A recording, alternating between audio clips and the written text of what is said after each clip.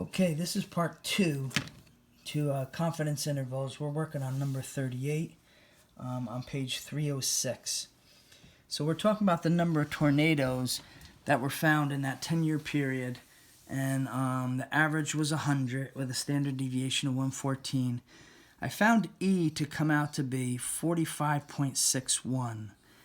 So what we're going to do to find our confidence interval, we're going to take that 45.61 and we're going to add it and subtract it. So here we're going to add it and then we're going to subtract it from our average. So if we subtract it, we're going to get a lower bound of 54.39, and then the upper bound will obviously be 145.61. That means the true mean, we are 95% confident that the true mean is going to be somewhere in between these two numbers, the average per month. Think about this. What we do is we're really looking for this margin of error. And this margin of error will give us that interval if we add it or subtract it to the sample mean, and we would find out that the true mean is somewhere in between here, and we can be pretty sure, we could be 95% sure that each month the average is going to fall somewhere between these two numbers. And we'd have to write that statement out, which would say we are 95% confident that the true mean falls somewhere in between 54 and 145. So just like we did in this last one. So when you take your test, we want to see this statement here, that we are 95%, or this case 90% confident that the applicable stock will be somewhere in between these two numbers. So that's the final concluding statement that we want to see. So again, just going through the process, and before I show you one problem that's slightly different. We decide what alpha is and we look this up, but there is that little cheat sheet that you could use. We want to write down all our information, how many people were sampled, samples of tornadoes in this case. What was the sample average? What was the standard deviation? Most of the time you can't find the standard deviation because if you don't know the true population mean, you're not going to find that, but we'll get into that in section 2. We want to find our z-score either by looking up this 975 in the body of the table or that little cheat sheet on the bottom that they give you for the 4 most common confidence levels that they use. We put it into our formula for E, and that will give us our margin of error. Once we find that margin of error, we're going to add it and subtract it to the sample average to find out the interval in which the true average lies. So I want you to try on here. I want you to try 35 to 41. Try the odd ones. I'll give you answers to the even ones too for more practice, and you could do those, and we'll choose some from the review. In the meantime, let's go to number 48 before we waste any more time because these videos have to be short. So number 48 says it's determining a minimum sample size. So in other words, if you want to be sure within like 2 or 3% of your margin of error is going to be 2 or 3% or whatever it is, you're saying, well, how big of an N do you need in order to be able to say that? The smaller the sample, the less accurate your data is going to be. So this one's kind of strange because it has such a small sample, but in this one we're looking for the sample. Now, they have a formula where they solved this E equation. So that the E equation, let's look at this. The E equation is going to be this from the beginning of the book, beginning of the chapter. And what we're going to do is we're going to solve for N. Watch what happens. If I multiply this on both sides, and I'm solving for N, and I'm going to divide both sides by E, so I have Z sigma over E. And to get rid of the square root, I'm going to need to square both sides, so I got this. This is the new formula that we're going to use, and we're going to use this for when they ask us for what n is. It's very important, and that's in section 1 of chapter 6 as well. So that's what we want to find. We're still going to need, look, we're still going to need a z-score.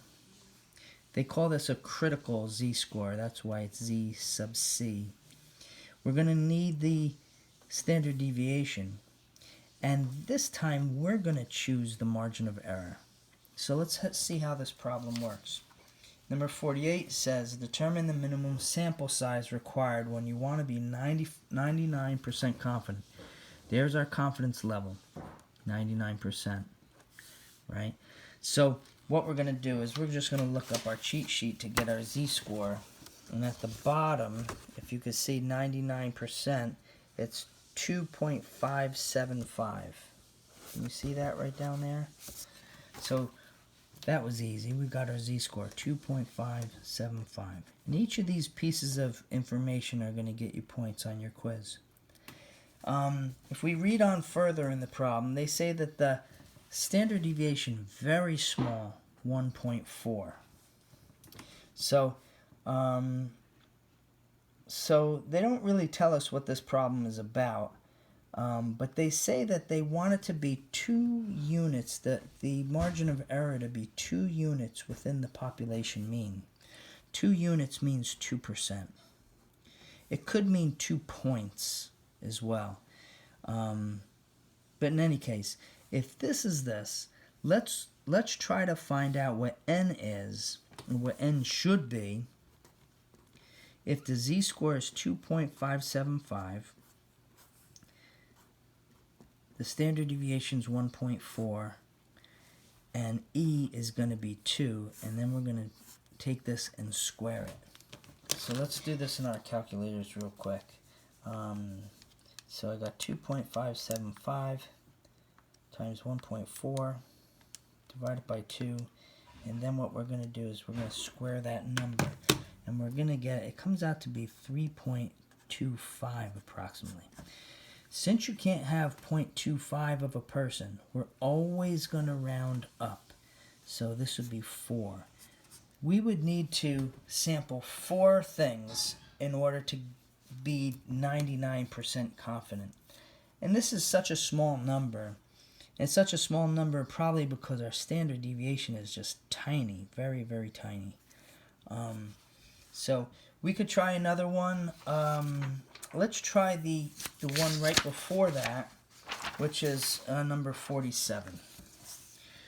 47 on this page says, determine the minimum sample size required when you want to be 95% confident. So immediately I start writing down some information.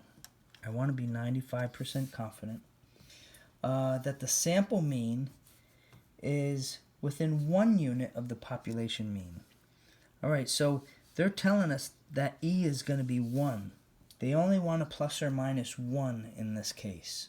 So you got to read the problem to interpret it. They're also telling us that the standard deviation is 4.8.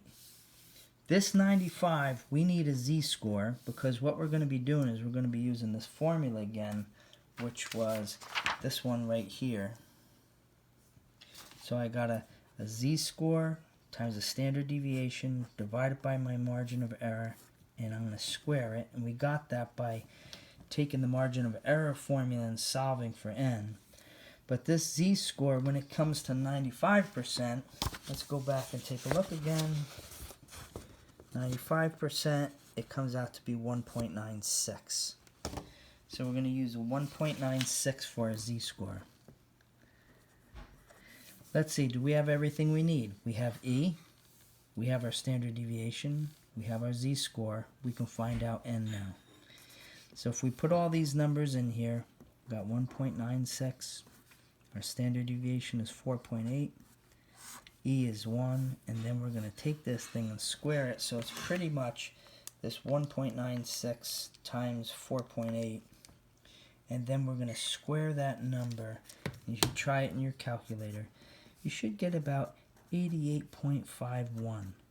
And again, you can't have 0.51 of a person or a test or a sample or a tornado. You can't say, well, that was half of a tornado, so we're going to go to 89. You would have to use a sample size of 89 in order to be this confident. Now, we don't know what the average is. They didn't tell us. It doesn't matter. They just want to know how many people or how many things do they need to survey so that they can make this claim in the end. And that's how you find N. So there's 2 examples of each type of problem. Try them. This is page 306. So try page 306. 306, and try starting at number 33 and work your way all the way through to, I guess you could try 42, 41. And if you want more answers to the even ones, I'll give them to you. Good luck. Ask me questions. I will see you Thursday at the video chat. And be prepared to ask questions if you have them, okay? Have a good evening. Bye-bye.